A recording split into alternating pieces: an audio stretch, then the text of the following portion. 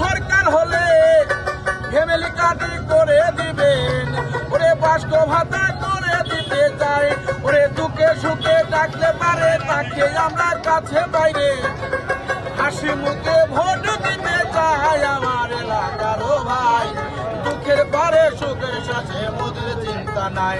আপনাদের ভোটে যদি নির্বাচিত হয় শুধু সংসদ সদস্য না, তিনি প্রধানমন্ত্রী হবে আগামী 2001 সালে বিএনপি ক্ষমতায় আসার পরে বগুড়ায় গ্যাস বগুড়ায় দিয়েছে কে?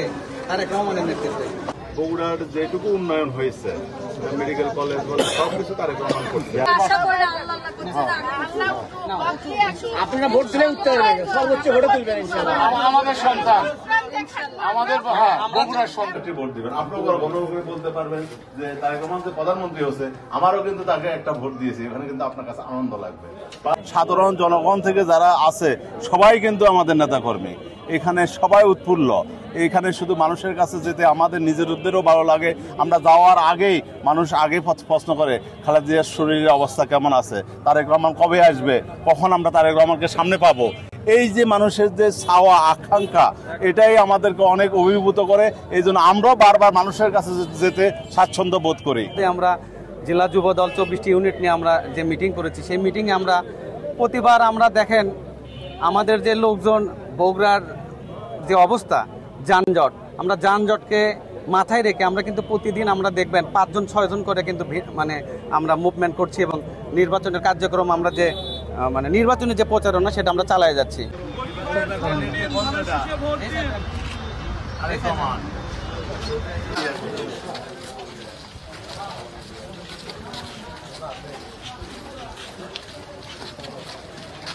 ওই সময় থাকাকালীন ওনার নিজের প্রচেষ্টায় বগুড়াতে আপনার দ্বিতীয় বাইপাস হয়েছে, আপনার মেডিকেল কলেজটা হয়েছে, আপনার ক্রিকেট স্টেডিয়াম হয়েছে, আপনার রাস্তাঘাটগুলো হয়েছে, উনার শিশু হাসপাতাল আপনার দত্তবাড়ির এই যে আমাদের একটু সামনে শিশু হাসপাতালটি হয়েছে এজমা, আপনার ওখানে গ্যাসের যে লাইন, আজকে যে আমরা বগুড়াবাসী যে গ্যাসে রান্না করতেছে, আমাদের কলকারখানা যে গ্যাস ব্যবহার করছি বিভিন্ন জায়গাতে, এইসব উন্নয়নগুলা আমরা মনে করি বগুড়াবাসী মনে করে উনার একক প্রচেষ্টা এটা হয়েছে।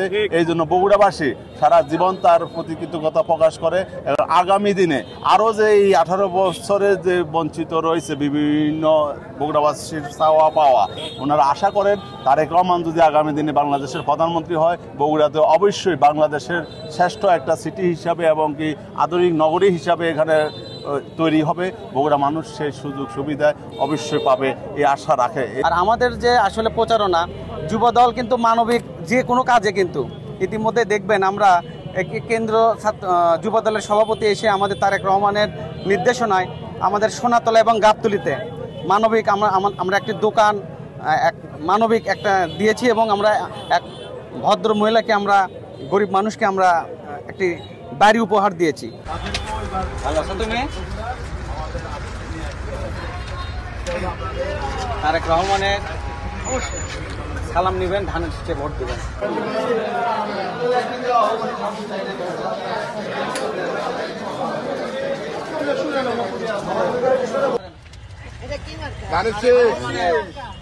আপনার সন্তান আল্লাহর রহমত সবাইকে বলবেন।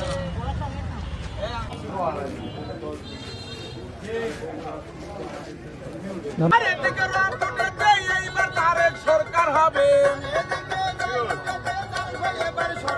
ওরে বগুড়া জেলায় রপুটেতে তারেক ভাই এমপি হবে, ওরে সারা বাংলায় রপুটেতে তারেক জিয়াই সরকার হবে। আমরা যুবদল প্রতিনিয়ত প্রতিটা জায়গায় আমরা বাংলাদেশের সাথে তাল মিলিয়ে যেভাবে চলা যায় আমরা সেভাবে চলার চেষ্টা করছি এবং মানবিক কাজের সাথে আমরা তাল মিলে সে কাজটা করার চেষ্টা করছি। আমরা সবাই আমরা চাইব ধানের শীষে ভোট দিতে চাই, ওরে চাইলা দাদি কৃষক ভাই ধানের শীষে ভোট চাই।